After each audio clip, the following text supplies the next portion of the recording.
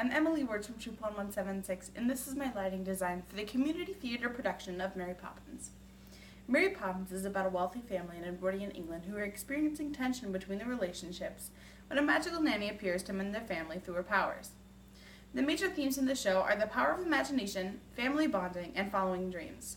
Through my design, I aim to communicate these themes using mainly color and timing. When researching the show, I first wanted to achieve a general understanding of the physical aspect of the play, the location, the type of weather, the time period, and time of year for each scene. The entire show takes place in Edwardian England, which has rather harsh winters and mild summers. I based most of my gel colors on what winters look like in England, considering the entire second act takes place in winter. In addition, I figured electric lights instead of gas lights would be used in the Banks household, even though electric lighting wasn't common until the 1930s. However, because of the upper class nature of the family, it seemed logical for them to have electric lighting before the middle and lower class. The next step of my research aimed to discover themes present in the show. Again, familial bonding, following dreams, and the power of imagination were the most prominent. As I designed lights, I tried to communicate these themes using a deep blue Roscoe 3220 backlight as indication of magic present in a scene. The unnatural blue subtly enveloped the characters and set to create an environment of its own. I used lavender and purple gels to further emphasize this theme. Similarly, I used warm gels, Roscoe at number 4, which I brought to full in scenes where dreaming took place. This gave a more hopeful, warmer feel to the scene. Because of Mary Poppins' magical powers, I also used push buttons to involve the audience.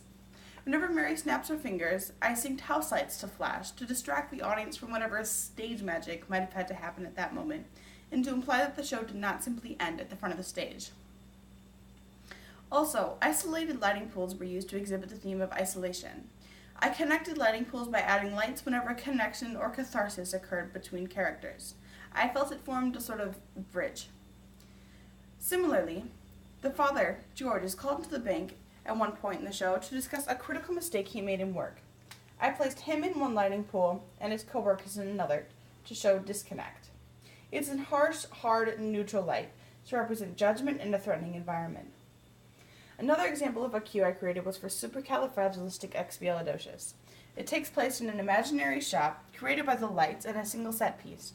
I used the lights at higher percentages across the whole center stage to imply a building. It was a very cool scene with backlights up at higher percentages and cools up at higher percentages. It's a slow 4-count transition to build excitement and anticipation. It casts a cool, soft light to imply evening and safety. The other cue I'll present is at the end of the show, when the family has learned and healed and they're singing to each other about how anything can happen. The family is in their own lighting pool with warms at full to show their new love. The rest of the stage is in a cool blue wash using only backlights and cool instruments. I also used the light because I thought it looked similar to the winter haze one might see in the evening. I wanted the family in their own bubble with faint illumination on the rest of the characters to portray them as reflections of their own experiences instead of real people.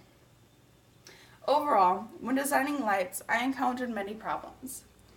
I found some requests from my director, such as a purple fall spotlight gel and 23 areas, were simply unachievable.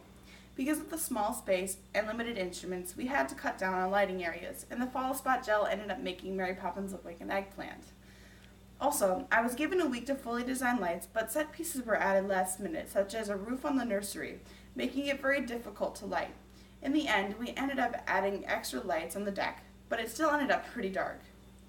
In the end, though, I enjoyed designing them and felt I fully accomplished what I set out to do.